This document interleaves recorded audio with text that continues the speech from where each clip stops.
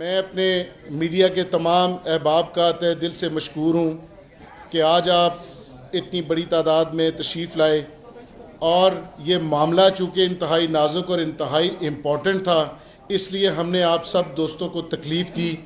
اور اسلام آباد بھر کی اور پاکستان بھر کی ریئل اسٹیٹ کمیونٹی جس طریقے سے سراپا احتجاج ہے وہ آپ کے ذریعے ہم حکام بالا تک پہنچانا چاہتے ہیں۔ اور میرے ساتھ تمام دوست احباب جو تشریف رکھتے ہیں یہ باری باری بات بھی کریں گے، لیکن چیمبر کے پریزیڈنٹ میرے ساتھ بیٹھے ہیں جناب احسن ظفر بختاری صاحب، سٹنگ پریزیڈنٹ ہیں، ساتھ آل کراچی ایسوسی ایشن سے جناب ایم رحمان صاحب تشریف رکھتے ہیں، میرے ساتھ فیڈریشن آف ریئلٹر پاکستان کے چیئرمین جناب مسرت اجاز صاحب تشریف رکھتے ہیں، vice president federation of realtors Pakistan جناب محترم احسن ملک صاحب تشریف رکھتے ہیں، اور تنظیم تاجران پاکستان کے پریزیڈنٹ جناب کاشف چودھری صاحب تشریف رکھتے ہیں، فارمر پریزیڈنٹ اور اسلام آباد بلڈر ڈیولپر ایسوسی ایشن کے پریزیڈنٹ جناب سردار یاسر خان صاحب تشریف رکھتے ہیں، اور میرے ساتھ اس طرف کرنل آصف کیانی صاحب ہیں، یہ ڈی ایچ اے کی جو ریئل اسٹیٹ کنسلٹنٹ کی ایسوسی ایشن ہے اس کے پریزیڈنٹ ہیں، اور میرے ساتھ ہیں نجیب گل عباسی صاحب جو کہ ڈی ایچ اے ویلی ایسوسی ایشن کے پریزیڈنٹ ہیں، ملک نجیب صاحب جو گلبرگ اسٹیٹ ایجنٹ ایسوسی ایشن کے پریزیڈنٹ ہیں، فارمر پریزیڈنٹ آئی ای اے میرے ساتھ تینوں موجود ہیں، جناب محترم چودھری رؤوف صاحب، چودھری ندیم الدین گجر صاحب اور اسے رانا ارشد صاحب، یہ تمام احباب تشریف رکھتے ہیں۔ میرے چیئرمین جو اسلام آباد اسٹیٹ ایجنٹ ایسوسی ایشن کے جناب محترم عابد خان صاحب تشریف رکھتے ہیں، اور ریل اسٹیٹ ویلفیئر گروپ جو تمام گروپوں کے مشترکہ اس وقت ہمارے ساتھ تشریف رکھتے ہیں، جناب راشد ملک صاحب، اور ساتھ طاہر عبائی صاحب ہمارے سرپرست اعلیٰ اسلام آباد ریئل اسٹیٹ ایجنٹس ایسوسی ایشن کے۔ تو میں ایک دفعہ پھر آپ تمام احباب کا شکریہ ہوں، اور شکریہ ادا کرتے ہوئے میں پریس کانفرنس کا باقاعدہ آغاز کرتا ہوں۔ جی بجٹ 2023-24 جس وقت پرپوز کیا گیا تو اس وقت سے پہلے ہم نے اسلام آباد چیمبر نے اور آباد نے فیڈریشن آف ریئلٹرز پاکستان کے پلیٹ فارم سے بھی اور باقی تمام لوگوں نے اپنی اپنی تجاویز بھی دی، اور مختلف اوقات میں اپنے اپنے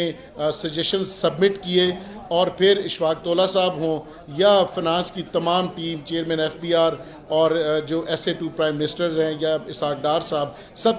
سب کے ساتھ وقتاً فوقتاً ملاقاتوں میں ان کو کنونس کیا گیا کہ ریئل اسٹیٹ کے شعبہ کے اوپر مزید ٹیکسز کا بوجھ نہ ڈالا جائے۔ تو گورنمنٹ نے اسی حساب سے جو بجٹ پرپوز کیا، تو پرپوز بجٹ میں کچھ ہمارے جو اوورسیز پاکستانیز تھے ان کے لیے انسینٹیوز کے ساتھ ساتھ جو ہماری لوکل انویسٹر تھا اس کے لیے بھی ٹیکسوں کی شرح میں کوئی اضافہ نہیں کیا گیا۔ تو یہ پرپوز بجٹ تھا جس کا ہم نے اطمینان کا اظہار کیا، گورنمنٹ کی ٹیم کی ہم نے تعریف بھی کی، اور یہ بھی اس کا بھی ہمیں ادراک تھا کہ اس کے نتیجے میں کنسٹرکشن اور ریئل اسٹیٹ کی جو بزنس ہے اس کا وہ اب انشاءاللہ بہتر طریقے سے پرفارم کرے گا، اور اکانومی میں اپنا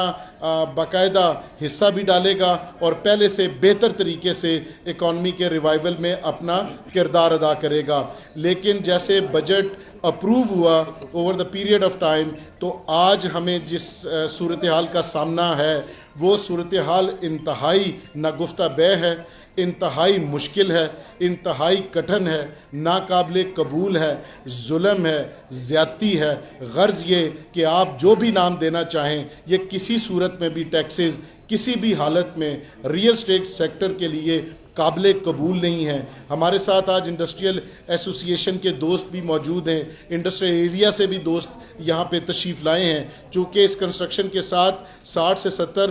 الائڈ انڈسٹریز بھی شامل ہیں، تو وہ تمام دوست بھی یہاں تشریف لائے ہیں، ان کا بھی یہی کنسرن ہے۔ بہت سی اسٹیل ملز ایسی ہیں جو بند ہو چکی ہیں، تو اس ایل سیز کے مسائل ہیں۔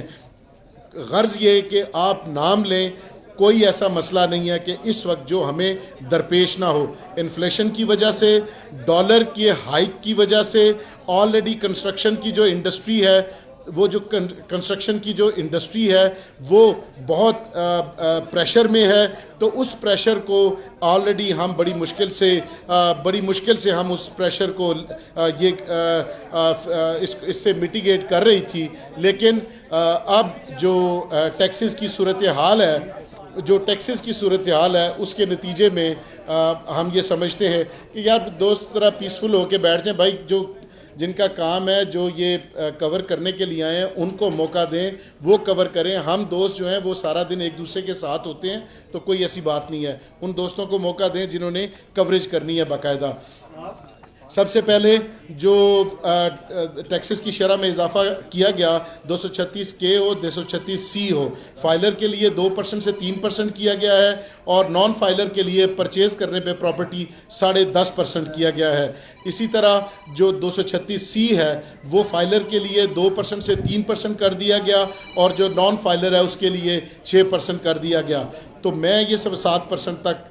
اور اس کے علاوہ جو سب سے زیادہ زہر قاتل ہے وہ ڈیم رینٹل انکم ہے. پہلے پلاٹس کی حد تک تھا، اور آلریڈی یہ جو میٹر ہے وہ سب جوڈس ہے. اس میں ہائی کورٹ کا ڈیسیژن ایف بی آر کے اگینسٹ آیا،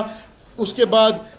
اپیل میں گئے سپریم کورٹ میں ایف بی آر، اور انٹرا کورٹ اپیل میں لاہور میں گئے. باقی تمام کورٹس کے اندر بھی ڈیم رینٹل انکم کا جو کیس ہے وہ سنا جا رہا ہے. تو اس کی موجودگی میں ہمارا گورنمنٹ سے مطالبہ یہ تھا کہ اگر یہ اس کی فیٹ کورٹ نے ڈیسائیڈ کرنی ہے تو لیٹ دم ڈیسائیڈ فرسٹ، ان کو ڈیسائیڈ کرنے دیں. چونکہ ڈیم رینٹل انکم کی وجہ سے جو پاکستان کا کیپٹل ہے وہ ایک دفعہ پھر بیرون ملک جو ہے وہ منتقل ہو رہا ہے. آپ $3 ارب لیں گے، لے کے یہ ایسے ڈپلیٹ کر کے افغانستان کے راستے یا کسی بھی راستے سے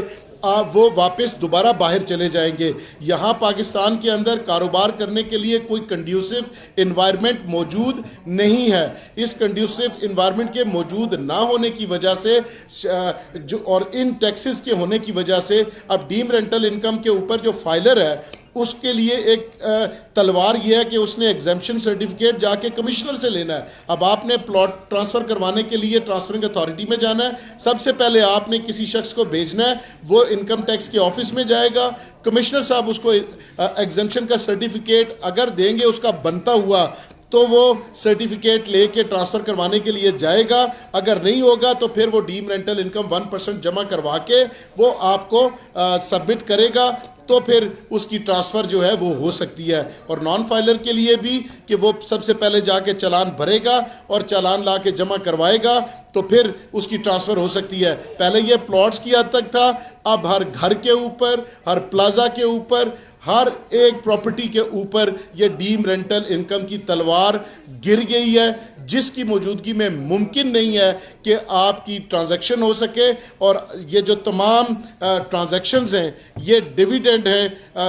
یہ جو ہماری ٹرانزیکشن ہوتی ہے اس کا ڈیویڈنڈ ہے ریونیو. ریونیو اسی صورت میں جمع ہوگا جب آپ کی ٹرانزیکشن ہوگی. لیکن اگر آپ 20 سے 22% تک ٹیکسز لگائیں تو پھر اس کے نتیجے میں ٹرانزیکشن بھی ممکن نہیں، اور جب ٹرانزیکشن ممکن نہیں تو پھر آپ کا ریونیو کے اہداف بھی کسی صورت پورے نہیں ہو سکتے. تو میں اس کا ایک ڈیم رینٹل انکم اور کیپٹل گین ٹیکس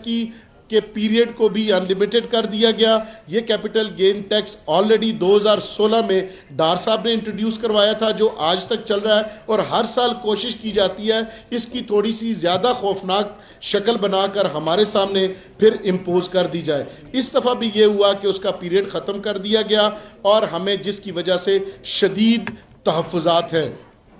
جو فائلر ہے اس کو 7E کی حد تک ایگزمپشن ہونی چاہیے. اس سے کوئی آپ لے لیں، ایک سرٹیفکیٹ لے لیں، ایک ایفیڈیوٹ لے لیں، وہ فائلر تو آپ کے پاس موجود ہے. ایک تو 7E کی زیادتی، یہ 7E ہم مانتے ہی نہیں ہیں، یہ 7E اپلیکیبل نہیں ہے. لوگ کورٹس کے اندر ہیں، کورٹس کو ڈیسائیڈ کرنے دیں، اس کے بعد آپ دیکھ لیں اگر کورٹ کہتی ہے تو پھر آپ اس کا فیصلہ کر دیں. ابھی اگر کورٹ نہیں کہتی. دوسرا، جو بیرون ملک پاکستانی سرمایہ پاکستان میں بھیج رہے تھے، ان بیرون ملک پاکستانیوں کے لیے انٹروڈیوس کروایا گیا تھا کہ $1,00,000 تک جب وہ پاکستان بھیجیں گے تو ان سے سورس نہیں پوچھا جائے گا. اور چونکہ انہوں نے جو اپنا ایسٹ ہے یا اپنی جو پیسہ وہ پاکستان میں بھیجتے ہیں وہ جس ملک میں انہوں نے کمایا وہاں پہ آلریڈی ٹیکس پے کر چکے ہیں، تو یہاں ان کا 236K پے کرنا بنتا نہیں ہے. یہ ڈبل ٹیکسیشن ہے. تو اس ریمیڈی دی گئی تھی پرپوز بجٹ میں، جو کہ فائنل بجٹ میں پھر ودرا کر لی گئی ہے، اور اس کو پھر دوبارہ دینا پڑے گا وہ ٹیکس کے عام لوگوں کی طرح. اور اسی طرح ویلیویشن ٹیبل کو ہم نے گورنمنٹ کے ساتھ مل کے صرف اسی لیے ایکسیپٹ کیا تھا کہ ویلیویشن ٹیبل میں 10-15% تک اگر اضافہ ہو بھی جائے تو کوئی ایسی بات نہیں، چونکہ ٹیکسز کی شرح میں گورنمنٹ نے اضافہ نہیں کرنا تھا۔ اب ویلیویشن ٹیبل میں بھی اضافہ کیا اور اس کے بعد اس وقت جو ہے وہ دوبارہ سے ٹیکسز کی شرح میں بھی اس حد تک اضافہ کر دیا گیا ہے کہ ایک طرف سے بلی چڑھایا گیا کہ ویلیویشن ٹیبل ریوائز کر دیا 15 سے لے کے 30% تک، اور دوسری طرف سے یہ کہا گیا کہ آپ اب جو ڈیم رینٹل انکم ہے یہ بھی پے کریں گے، اور اس کے علاوہ آپ نے اس کی شرح ٹیکسز کی شرح میں بھی اضافہ کریں گے۔ تو میں سمجھتا ہوں کہ اس سب کی موجودگی میں ہمارا یہ کاروبار کام اور ہم سے ریلیٹڈ 60 سے 70 انڈسٹریز یہ نہیں چل سکتی۔ میں آپ سے یہ گزارش کرتا ہوں کہ جب سٹیک ہولڈر ہم کب تھے ریئل اسٹیٹ والے، جس وقت ملک کے اوپر مشکل صورتحال تھی DNFBP کے حوالے سے، ہمیں یہ کہا گیا کہ آپ پورے پاکستان میں ایک انوائرمنٹ ایسا بنائیں کہ لوگ as a designated non financial businesses and professions registered ہوں۔ اس کے لیے جب ہم نے